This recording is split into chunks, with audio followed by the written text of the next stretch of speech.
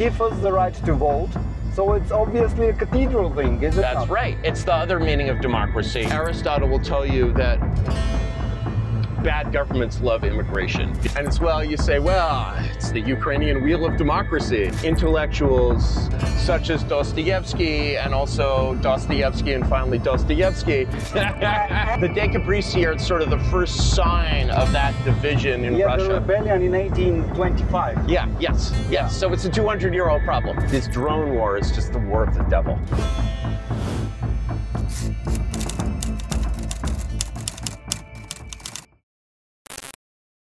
Are you ready? Yep. Okay, I'll just squeeze through. Okay, I got it. So I'm shooting. Believe it or not, we are with Mr. Kъртис Ярвин in the car, and we are following the Dark Cathedral. We are searching for the Dark Cathedral, where we stopped the interview, actually. Yes. And so, you know, to me, what we did in the first part of the interview is, you know, it's essentially, it's the fundamentals. If you understand sort of nothing else about the Western system, you understand, you know, you should understand the way those things work. And so when you, for example, in a country that's part of the EU that wants to be part of the West, basically say, all right, you know, we're going to be ruled, we're going to be part of Europe, we're going to accede to the acquis communautaire, we're going to be part of the rules created by the European Commission. You have to realize that you're in the world of the polluted lake full of sewage. And, you know, there are many, there's many beautiful, many big fish in the lake, many good fish, but, you know, certain things are problems. So, for example, one of the ideas that flourishes in this polluted lake is, you know, the very, very tempting and interesting idea that is sometimes called the blank slate, that every human being is identical inside the skull and above the neck. And, you know, I think we can say that, you know, of course, this is the old American idea of all men are created equal. Or now we would say all men and women are created equal. Well, it's an interesting idea. It's a sexy idea. It's a very desirable idea. There's a lot to be said for this idea.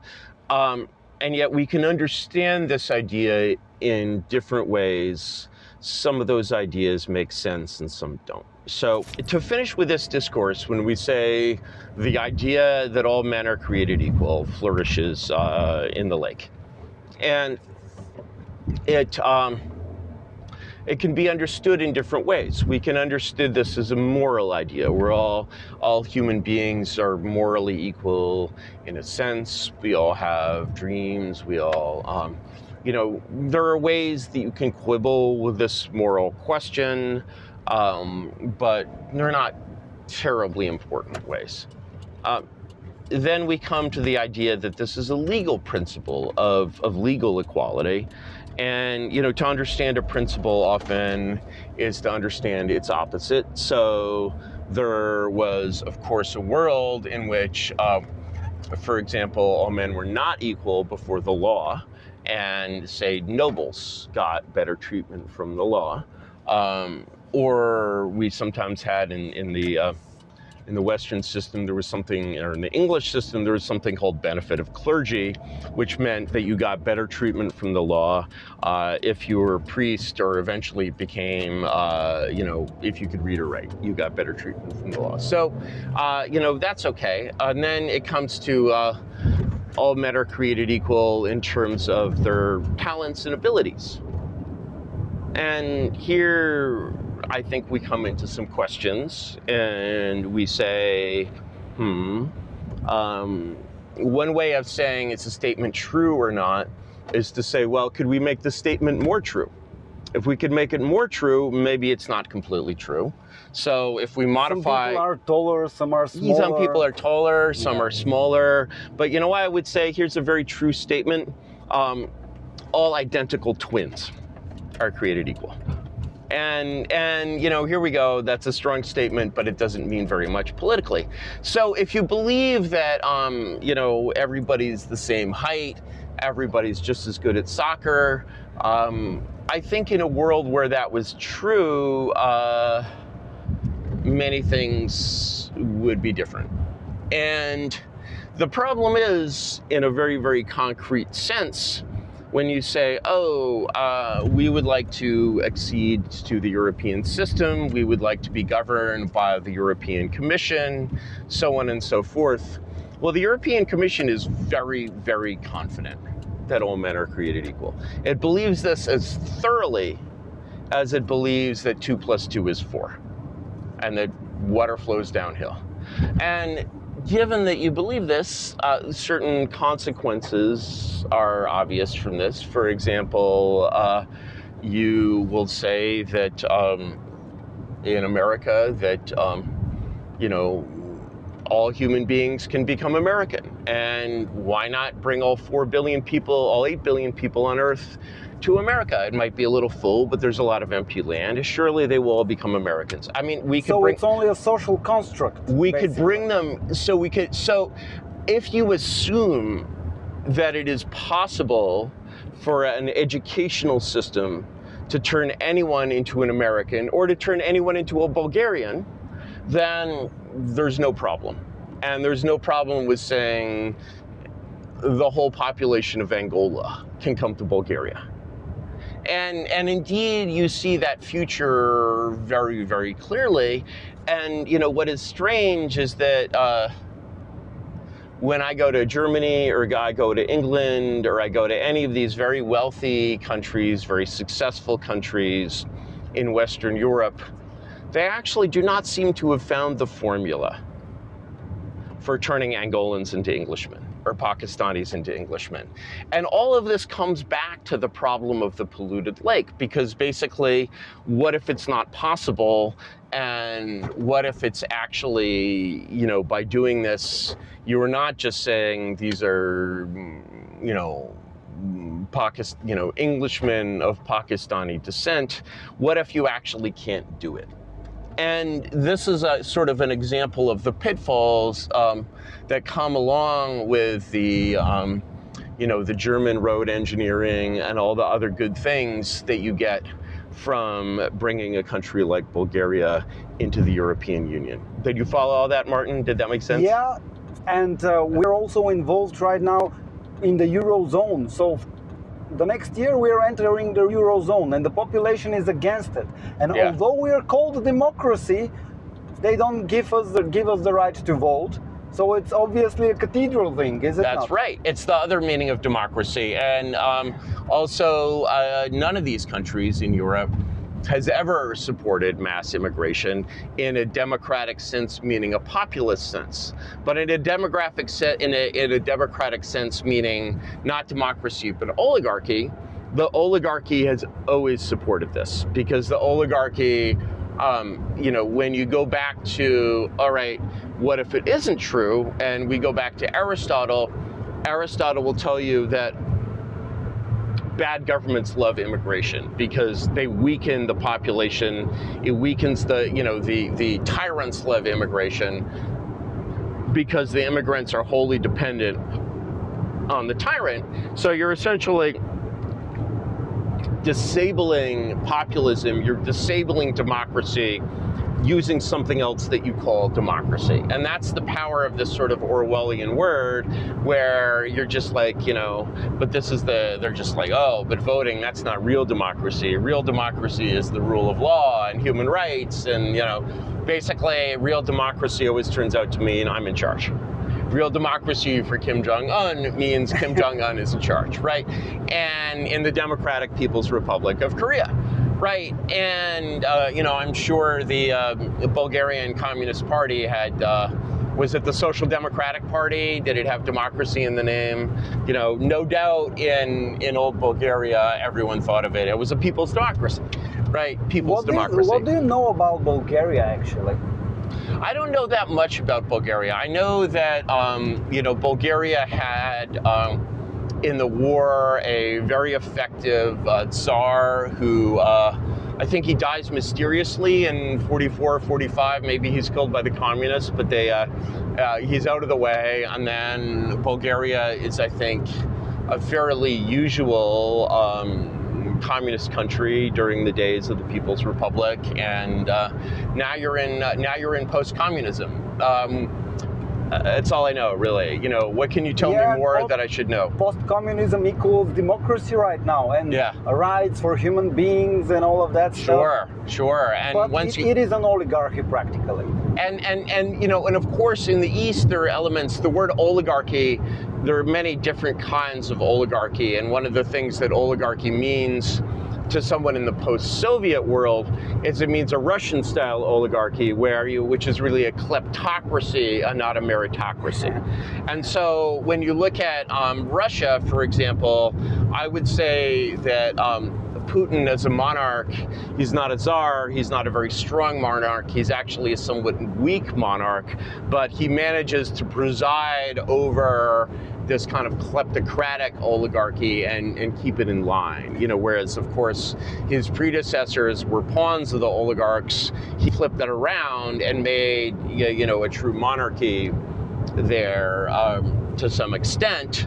Of course, a dictatorship, or as the ancient Greeks would say, a tyranny, is one of the weakest forms of monarchy because it has no sense of legitimacy. Actually, Putin is legitimized only by winning these elections, which he manages, and in which everybody knows he manages. So, you know, to call Russia a democracy is just a lie, but it has to use that lie. And so he has this weakness. But it is a lie to call also American democracy, right? Indeed. It's a different lie. It's just a different kind of lie. And so, you know, and the truth is that you know, as soon as you hear this lie, because you believe this other lie that the only good system is democracy, you're like, no, we need real democracy. We need to get rid of these professors, these elites, or we need to get rid of Putin, you know, and let the people decide. And, you know, if you're a believer, many of the opponents of American democracy are in this world of sort of American conservative true believers. They really believe America has found the perfect system of government, and maybe we got a little off track, but we have to get back to real democracy. And the problem with real democracy, as I said earlier, it's not even that people have bad ideas. It's that power in this world belongs only to the strong. And when you have people who are ready to just say, we don't care, they do what they want in the Capitol, I'm tired of voting anyway, or, you know, it's like there was an event in American politics, for example, for the last 15 years or so, gay marriage has been the law of the land. And the funny thing about the way gay marriage became the law of the land is that there were many attempts to do gay marriage through true direct democracy. So in California, for example, you can have a direct votes on, they have referendums. So direct democracy, the purest kind of democracy. And there were many, many attempts to make this happen through the political process. They all fail. Every one of them fails. And then the Supreme Court says, the Supreme Court, which is not elected in any way, shape, or form, you know, it says, okay, the rule of law requires this. And then everyone who voted against it, when they see, you know, any form of power, democracy, monarchy, oligarchy, if you want to have power and hold power and retain that power, you have to be jealous. You have to say, oh no, you don't, you know, power is like your wife. What do you think about Russia? But let's start from the history, like the discourse. Westernizers, Easternizers. Westernizers and Easternizers. Yeah, and that's Dostoevski. That's the central, you know, the question. Russia is so important for the West because it shows in so many ways the patterns of the West in an extreme way. And so there's some things about Russian history that I think are very essential to this model, because the fundamental problem of politics today is that you have this division between authoritarian populism, which in a way is the method of Trump, it's the method of Putin, it's even the method of Hitler. You have authoritarian populism, and then you have meritocracy and prestige and civil society. And the division in Russia between the intelligentsia and the state is the oldest problem in Russia. It's the biggest problem in Russia. In a way, it goes all the way back to the Decabristi, right? And the Decabristi are sort of the first sign of that division in Russia. Yeah, the rebellion in 1825. Yeah, yes. So it's a 200-year-old problem. Yeah. Right? So it's literally a 200-year-old problem, because in 18th century Russia, the elite and the state are like this. It's the nobility. You know, all these people, they speak French, they speak German, sometimes they barely speak Russian, you know, they're very far above the mujik, you know, and they're completely European. And then, you know, the young, talented people become westernizers, and they get a smell of these strange ideas, these strange winds blowing from the West, and they're like, why don't we have a revolution? Why don't we have a constitution? Revolution and the Constitution are one and the same thing to me. And I was actually reading, where did I read this? It was in one of the Polish, revolts. They wanted a constitution, but there was also an archduke named Constantine, and they weren't really clear on whether they wanted the Constitution or Archduke Constantine, or maybe both, you know. And an apocryphal story. I'm not sure if my history is accurate here. But over time, that problem grows until by the end of the 19th century, except for very unusual, very far-seeing intellectuals such as Dostoevsky, and also Dostoevsky, and finally Dostoevsky. What do everyone you think else of Dostoevsky? So for me, he's the top of the top. He's everything. Really. He's the top of the line. Oh my God. Number one, Dostoevsky. Number two, Dostoevsky. Number three, Dostoevsky. Wow. Somewhere down there you have. So we have the same obsession. Yeah, you know, and Dostoevsky, interestingly enough, in one of the ways, and you know, in of course the West, we think of Dostoevsky purely as a novelist. He's a very great novelist. One of the things that I discovered while I was trying to get what you might call a parallax view of history, just a different perspective. I'm trying to break out of the matrix, you know, so to speak. And I discovered there's a book called, in English, Memoirs of a Russian Statesman, and it's by Konstantin Pobyedonosov. And Pobyedonosov was the procurator of the Holy Synod. Yeah. You know, he is, of course, the blackest of reactionaries. And you read this book, and it's very strange, because half of this book is like very woolly Slavic Orthodox mysticism. It's hard to follow. All right, let's see if we can. I don't know if we can pass here. Probably your friends will explain something, but okay, we continue. Risk, please. Okay, I'll not risk, but okay, just explain to them. Are we going to pass? Can they explain? I hope so. So they will explain something, and we continue. Yeah. The thing that I wanted to ask about Dostoevsky is, actually, do you know that during writing his diaries, he visited very often Pobyedonosov to ask him about ideas. Yeah. And he wrote many things about the law system, and actually. Yeah, I haven't read that. There's a lot. The diaries are very long, and there's a lot of very interesting things in the diaries. You know, to return to Pobyedonosov for a moment, the funny thing about Pobyedonosov, maybe we could just pay the toll. Is it possible? Pobyedonosov is, you read this book, and I don't know who translated it into English, because all of America and England and France, the whole Western world, it's 1903, I think, the whole Western world hates the Tsar and wants to destroy the Tsar and wants to destroy Tsarist Russia. Oh my God, it's beautiful here. And they, and what is funny is that along with Orthodox mysticism, there is all this exactly accurate both descriptions of the Western world, that he seems to know the West better than it knows itself. And he also knows the future of Russia. And he says, if you try to make Russia into a constitutional democracy, it will be the greatest disaster that has ever befallen Russia. And so here's this man, you know, in the East, this woolly, this mystic, this, you know, but he knows. And the West doesn't know, you know, but he knows. There's something else that Dostoevsky said that really resonates, you know, where he says, you know,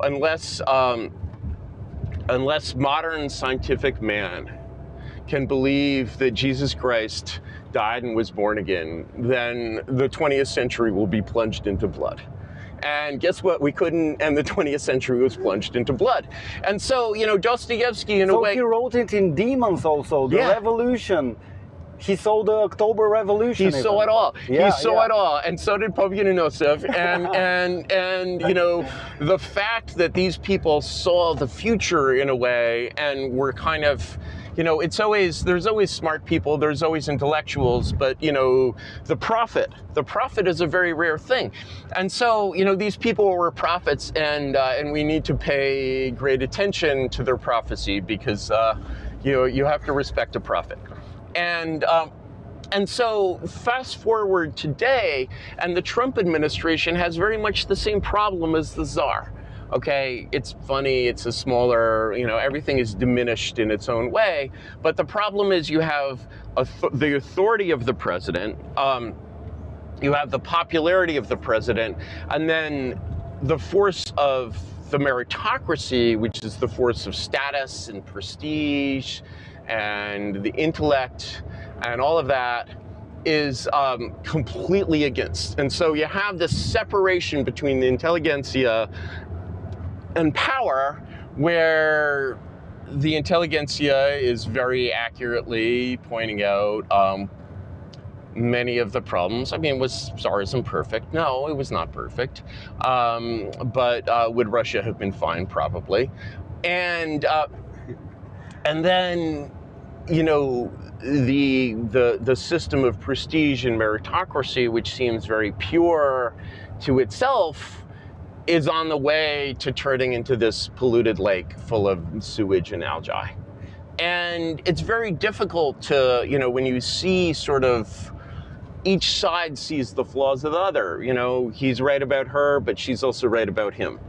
And like healing that gap is very difficult, because, you know, when I think about my ideal, yes, you know, I'm a monarchist, you know, in Russia I would be a czarist, but to be a czarist properly means to actually do it well, means that you have all three forces. And so in the, say, you know, the Germany of Frederick the Great, like in the Germany of Frederick the Great, you have the authority of the Frederick the Great. He is wildly popular, like all great monarchs, but also he knows Voltaire. He has the intelligentsia on his side, right? He has, and the combination of all of these three things are the thing that you see when everything is working. And so the question of how you put those things back together, that is the hardest problem. And some people, you know, believe that you can somehow clean the meritocracy, make it work again. I don't really believe that.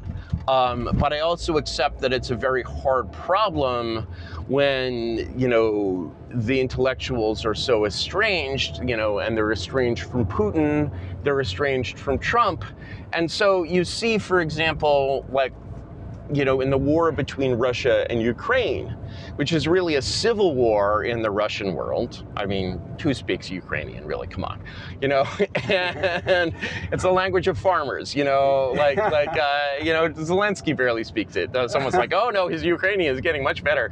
Yeah, right, you know, and, you know. Because he's an actor, he can train it. Yes, of course.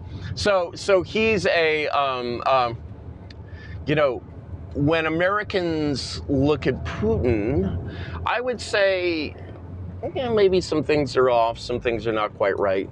But I think I think the American media, the cathedral, is mostly showing you the real Putin. Yeah, it's not perfect, it's a little off, it's a little negative, it's a little jaundiced. But do we see the real Putin? Do we see the real Hitler? Do we even see the real Trump? Yeah, maybe the warts are bigger than they are, maybe the virtues are not shown. But then when we look at Ukraine and what Ukraine is and what that represents, we see a different picture, a disturbing picture, because we see, I think it's inarguable that people talk about corruption and more corruption in Russia. Pretty sure Ukraine is more corrupt than Russia. And then you look at basically, you have this sort of interesting phenomenon where you have these, nationalism is very strong in Ukraine. You have these nationalist, battalions like Azov, and they're very nationalist. They're so nationalist that they've been followers of Stepan Bandera, which is pretty awkward, actually. Which is pretty awkward, especially when you're dealing with Poland, the Banderovci were, killing Poles like it was going out of style, and so they revere these very dubious, murderous fellows. They use certain signs, certain symbols that we don't really, they're maybe not legal in Germany. It's like. And you say, well, it's the Ukrainian wheel of democracy. I'm like, okay, Ukrainian wheel of democracy, right? And the funniest thing that I ever heard about the Ukrainian situation, I was talking to actually a supporter of these people, because I have friends who support both sides, of course, as probably do we all. And who do you support?